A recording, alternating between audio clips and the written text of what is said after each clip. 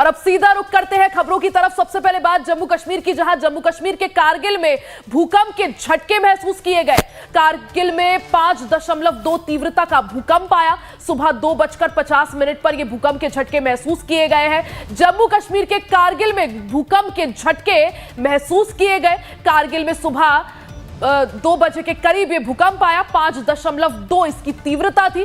तो देखिए, सुबह 2:50 पर ये भूकंप के झटके महसूस किए गए हैं। अगर तीव्रता की बात करें तो 5.2 तीव्रता का ये भूकंप, हालांकि किसी तरह की जनहानि की खबर नहीं है।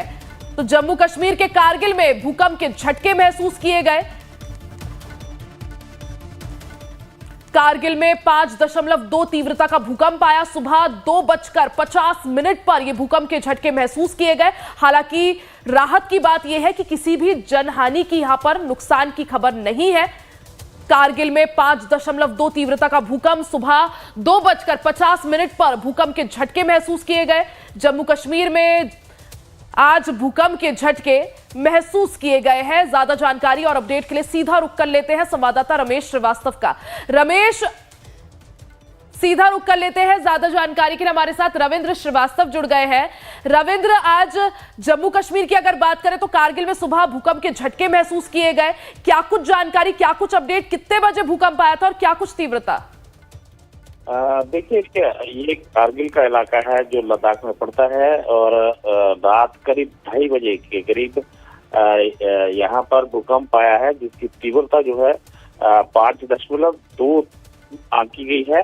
हालांकि इस से नुकसान की कोई खबर नहीं आई है, लेकिन जिस प्रकार से इसकी तीव्रता थी उससे कहीं ना कहीं जो झटके हैं काफी ज्यादा महसूस किए गए हैं। लेकिन कहा जाए तो ये सिस्मिक 4 और 5 के बीच में आता है।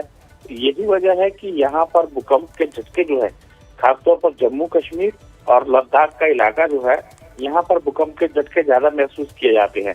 लेकिन राहत की बात ये रही रिया कि यहाँ पर जिस प्रकार से रात 2:30 बजे के करीब ये भूकंप आया है, इसमें किसी भी नुकसान की खबर जो है वो सामने नहीं आई है रिया।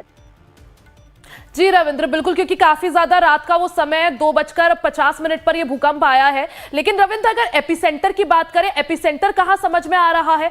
जमीन से कितना नीचे एपिसेंटर रहा होगा? देखिए, इसकी गहराई करीब 15 किलोमीटर बताई जा रही है, जो लद्दाख में ही है। लेकिन नुकसान जो है इस भूकंप की वजह से नहीं हुआ है। राहत भरी खबर यही है।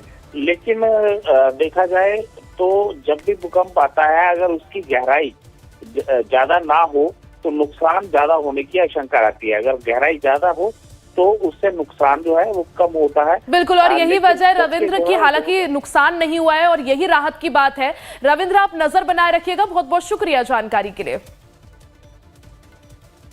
वही देखिए, देश भर में होली की रौनक है। होली की पूर्व संध्या पर होलिका दहन हुआ।